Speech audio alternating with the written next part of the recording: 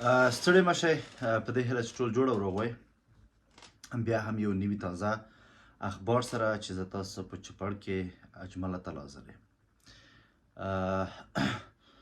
کاناډا کاناډا ویلي وو چې موږ 40,000 افغانان کاناډا ته راغواړو. نو اوس مهال دوی بیرته هغه د کاناډا د بهرنیو چارو وزیر تیره ورځ اعلان وکړ چې موږ یعنی د 40,000 نه ډېر افغانان کاناډا ته راغواړو او دا په دې اساس دی چې د افغانستان شرایط او وضعیت تر اوسه پورې سم جوړ نه دی، ځکه چې ماشومان حق نه لري، ښځې حق نه لري، ځوانان فول ازادي بیان نه لري. نو دې په خاطر وایي موږ غواړو چې ډېر افغانان کاناډا ته راوغواړو.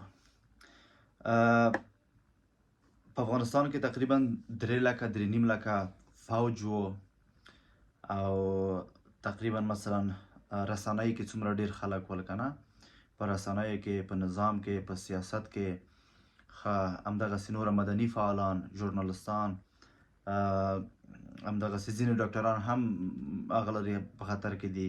هغه خلک چې کمپنۍ لرلې او امریکایانو سره دوی کار کولو، کاناډایانو سره کار کولو، المانیانو سره دوی کار کولو که نه، نو دوی هلته نشي کولی چې مثلا ژوند وکړي. دوی ته سخت دی، واقعا هم سخت دی. نو کله چې طالبان په حکومت شول، تاسې وګورئ چې د افغانستان وضعیت څومره خراب شو. ولې که چیرې د افغانستان وضعیت خراب نه وای، څوک غواړي چې خپل وطن پرېږدي؟ هېڅوک هم نه غواړي که نه. نو ځکه دغه هېوادونه تر اوسه پورې په خپله خبره ولاړ دي او غواړي چې ډېر افغانان خپلو هېوادونو ته راولي. ښه، اوس راځو چې په کومو طریقو باندې کولی شي چې مثلا د خلک اپلای وکړي او راشي کاناډا ته. لومړی، که چیرې تاسې ملګري خپلوان پیژنئ، هغې ته ووایئ چې تاسو ته کیس واچوي، خپل اسنادونه ور ولېږئ د کاناډا سفارت ته، د کاناډا هغه ته امیګریشن ته، IRCC ته. صحیح دی؟ دلته چې خپلوان مو وي اسنادو سره. دویم، سپانسرشیپ له طریقه کېږي. سپانسرشیپ له طریقه کېږي، ګوره سپانسرشیپ خصوصي سپانسرشیپ دی چې 15 نفر هغې ته پکار دی. دلته نهادونه شته دي، دلته ټولنې سازمانونه شته. که چیرې خپلوان لرئ، دوستان لرئ، ملګري لرئ، هغوی ته ووایئ چې تاسو دلته مثلا هغه نهادونو ته ایمیل وکړئ چې ووایئ چې دغه سړی ځان په خطر کې دی، زه غواړم چې تاسو د نهاد له طریقه یو څو نفره ماته معرفي کړئ او د دې مصرف ته په غاړه واخلئ. هغه نهادونه بیا هغه کوي، زی داسې خیریه په رقم ته نورو غټو کمپنیو ته دوی ایمیلونه لیږي چې دا رقم ته مثلا غوښتنه شوې ده، تاسو څومره مرسته کولی شئ. بیا دا خلک هم چندان مرسته کوي. سر مو خلاص شو. یا په فیسبوک کې یا په انټرنیټ کې یو سایټ ورته جوړوي، سایټونه هم شته دي، ما معرفي کړي مې ول. نو په دغه تیر ویډیو کې ما معرفي کړي ول. نو هلته سایټونه شته، د سایټو له طریقه هم چنان کولی شي چې دوی پیسې راټولې کړي. دغه سپانسرشیپ شو او امیګریشن ته لیږل شو. بل چې دی مثلا تاسو خپله مستقیم کولی شئ چې ایمیل ورته وکړئ، د سازمان ملل له طریقې کولی شئ. پای دریم هېواد ته لاړ شئ، هلته سازمان ملل کې ځان رجستر کړئ او هغې له طریقه هم چنان تاسې کولی شئ چې کاناډا ته یا نورو هېوادونو ته لاړ شئ.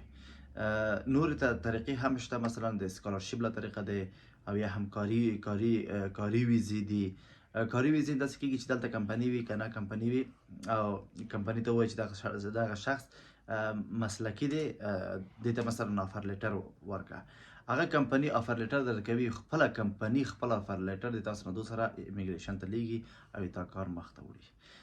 دا یوازې معلومات، یوازې یو معلومات د تاسو لپاره یو همکاري دی چې خپل افغانانو سره کومه. نو د دې نه بد استفاده مه کوئ. صحیح شوه؟ نو زه هم نه غواړم چې وطن څخه څوک ووځي، خو مجبوریت دی، لوږه دی، تنده دی، خطر دی، سل رقم ته نورې خبرې دي چې تاسو د وطن نه ووځئ. صحیح دی؟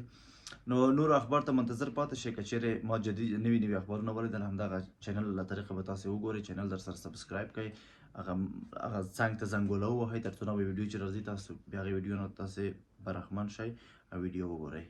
نو داسې لنډ ویډیوګانې به هره شپه زه اچوم تاسو لپاره، تر څو تاسې وګورئ او تازه تازه معلومات او خبرونه واورئ او باخبره شئ. نو تر بل ویډیو